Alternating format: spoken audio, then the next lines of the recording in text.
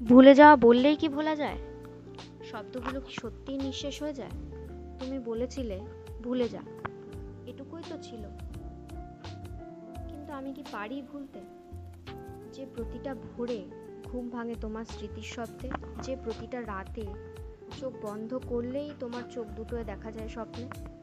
ভুলে যাওয়া কি সত্যিই এতটা সহজ? যেখানে ভালোবাসা ছিল নিঃস্বার্থ, নিঃশব্দ, অথচ নির্ভর। তুমি চলে গেলে, ঠিক যেমন হাওয়া চলে যায় জানলার ফাঁক দিয়ে। আমি শুধু দাঁড়িয়ে থাকলাম, হাত বাড়ানো অবস্থায়, আরও একবার তোমাকে ছুঁতে না পারার অভিমানে। দিন যায়, রাত আসে, কিন্তু স্মৃতিরা যায় না।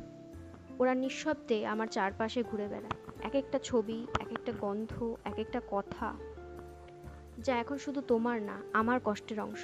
তুমি জানো, আমি কখনোই ডিলিট করিনি আমাদের কথা, না মেসেজ, না ছবি, না ভয়েস ক্লিপ।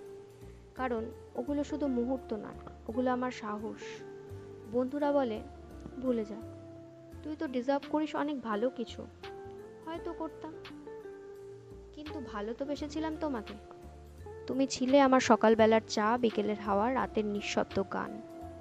তুমি ছিলে আমার অভ্যেস, আর অভ্যেস ভাঙা যায় না সহজে। ঠিক যেমন রাত নামার আগে চাঁদের খোঁজ পাওয়া যায় না। ভুলে যেতে পারি না, কারণ তুমি চলে যাওয়ার আগে আমার মনে থেকে যাওয়ার উপায়গুলো ঠিক শিখিয়ে গিয়েছিলে।